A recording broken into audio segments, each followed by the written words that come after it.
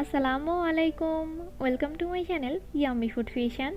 আমি আজকে আপনাদেরকে শুধুমাত্র 4টি উপকরণ দিয়ে দারুণ মজার চকলেট শট তৈরি করে দেখাবো। বাচ্চারা কিন্তু এই চকলেট শট অনেক পছন্দ করে, আর এই চকলেট শট তৈরি করাও কিন্তু খুবই সহজ। চলুন দেখে নেওয়া যাক কীভাবে খুব সহজেই মজাদার চকলেট শট তৈরি করতে হয়। প্রথমেই একটা পাত্রে 1 কাপ পানি নিয়ে নিচ্ছি। এর সাথে 1/3 কাপ দিয়ে দিচ্ছি গুঁড়া দুধ। আপনারা চাইলে এখানে 1 কাপ জাল করে নেওয়া গরুর দুধ নিতে পারেন। দুধটা কিছুটা গরম হয়ে আসলে এর মধ্যে 2 টেবিল চামচ দিয়ে দিচ্ছি চিনি।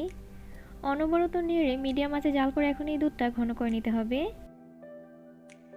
দুধটা যখন এরকম ঘন হয়ে আসবে তখন এর মধ্যে সামান্য পরিমাণে দিয়ে দিচ্ছি বেকিং সোডা। অবশ্যই এখানে বেকিং সোডা ব্যবহার করতে হবে, বেকিং পাউডার না কিন্তু। বেকিং সোডা দিয়ে খুব ভালোভাবে মিশিয়ে এখন এর মধ্যে 1 চা চামচ দিয়ে দিচ্ছি কোকো পাউডার। সরাসরি এখানে কোকো পাউডার দেওয়াতে আমার কিন্তু মিশিয়ে নিতে অনেক অসুবিধা হচ্ছে।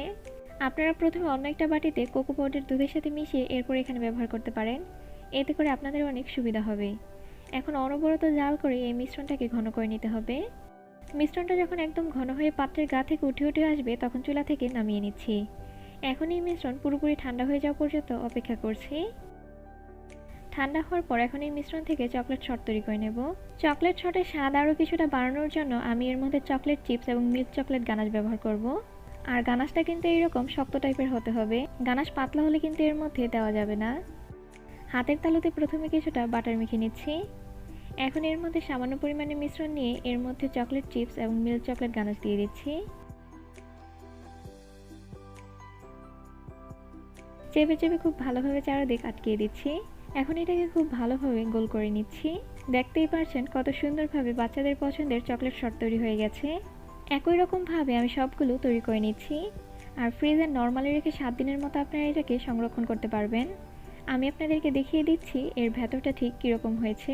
এই চকলেটটা এমনিতেই খেতে কিন্তু অনেক বেশি মজার, তার উপরে আমরা এর মধ্যে চকলেট গানাশ এবং চকলেট চিপস ব্যবহার করেছি। শুধু বাচ্চারা নয়, বড়রাও কিন্তু এই চকলেটটা অনেক পছন্দ করবে।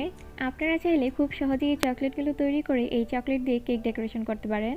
আমার আজকের এই সহজ রেসিপি আপনাদের কাছে কেমন লেগেছে অবশ্যই আমাকে কমেন্ট করে জানাবেন। আর ভালো লেগে থাকলে প্লিজ আমার চ্যানেলটা সাবস্ক্রাইব করবেন। আর যারা সাবস্ক্রাইব করেছেন তাদেরকে অসংখ্য ধন্যবাদ। সবাই অনেক বেশি ভালো থাকবেন, সবাই সবার জন্য দোয়া করবেন। আল্লাহ হাফেজ।